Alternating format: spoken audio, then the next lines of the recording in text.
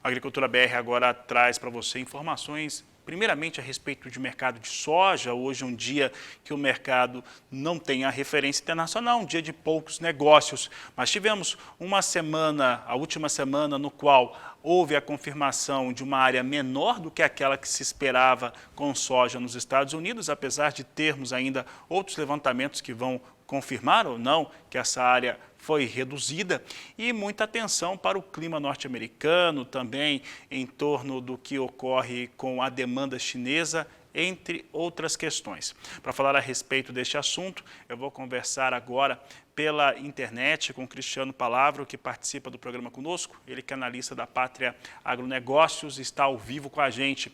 Cristiano, olha, foi uma semana de muita pressão negativa, essa última semana, sobre os negócios com soja. Como que você define esses 3 dias finais e por que um relatório teoricamente positivo não gerou uma movimentação de alta para mercado, ou pelo menos de estabilidade com soja em Chicago? Boa tarde, seja bem-vindo. Boa tarde, Fabiano, obrigado pelo convite novamente. Realmente tivemos uma semana em que, antes da divulgação do relatório do USDA, o mercado da soja vinha se recuperando do tombo da semana anterior, e depois da divulgação do relatório, na quinta-feira, principalmente na sexta, a gente teve um tombo bastante grande nas cotações lá em Chicago, que praticamente zeraram todos os ganhos que vinham sendo observados nos dias anteriores.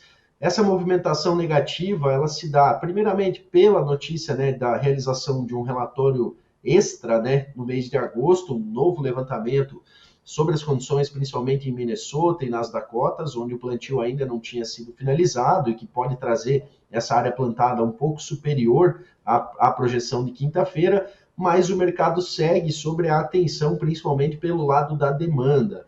Realmente, cada vez maior o risco de uma desaceleração das principais economias globais. Isso já vem acontecendo na China. Nos Estados Unidos, apesar de dados ainda mais sólidos em relação à economia, já há uma grande preocupação com uma possível recessão técnica já nesse segundo trimestre do ano, recessão técnica que seria configurada aí por 2 trimestres seguidos de queda no PIB, frente aos períodos anteriores, mas é essa preocupação com o mercado financeiro em geral que segue colocando um tom baixista no mercado.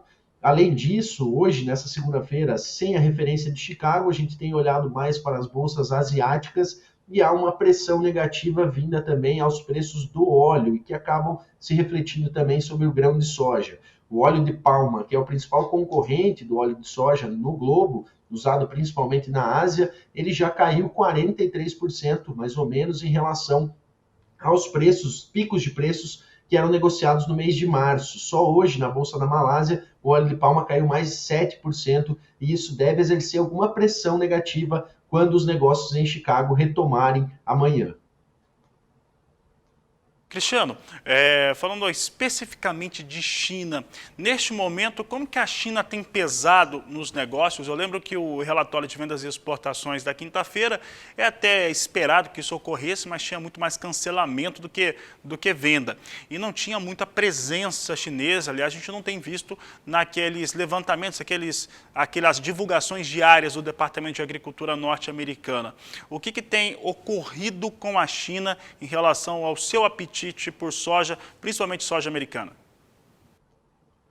A China realmente nos passa alguns sinais dúbios. Primeiro, a gente tem realmente uma desaceleração das compras. Os chineses foram mais agressivos na compra entre os meses ali de maio e junho. Essa soja chegando lá deu uma amenizada na necessidade de soja importada para destinação às indústrias. Eles estão com um volume de cobertura de compras já elevado para o mês de julho, para o mês de agosto, portanto isso já naturalmente diminui o apetite dos chineses. As margens de esmagamento de soja importada por lá também estão muito pressionadas, o que acabam afastando o apetite do chinês, porém há alguns pontos positivos a gente analisar nesse momento também. O primeiro ponto positivo é que as margens da suinocultura, principal consumidora de farelo de soja, são margens que vêm crescendo nas últimas semanas e seguem em crescimento nesses últimos dias. Isso dá aí um teor de que esse apetite por compras pode ser retomado nas próximas semanas. E um segundo ponto que também é positivo é que os chineses consumiram boa parte dos seus estoques estratégicos de soja. Se eles tiverem um momento de preços adequados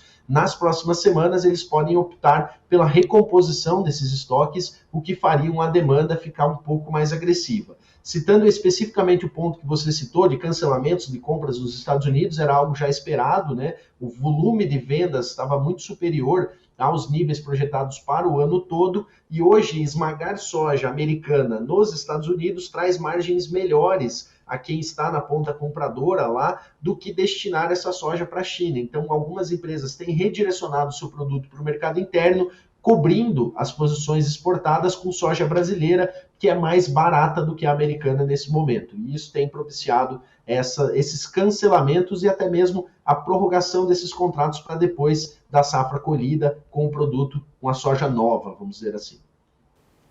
Tá certo, Cristiano. Para encerrarmos o assunto soja, aqui para o Brasil, em relação principalmente à comercialização de soja, o produtor está se pontuando, tem se posicionado de uma maneira um pouco mais restritiva. O que você espera para essa semana aqui no Brasil? Olha, se tivermos ainda um teor baixista se consolidando em Chicago, acreditamos que a ponta vendedora seguirá retraída aqui no Brasil. A gente sabe que existe uma preocupação em termos de armazenagem, já que o milho está entrando nas principais regiões produtoras e encontrando armazéns já repletos de soja, né? A nossa janela de vendas está mais lenta nesse ano.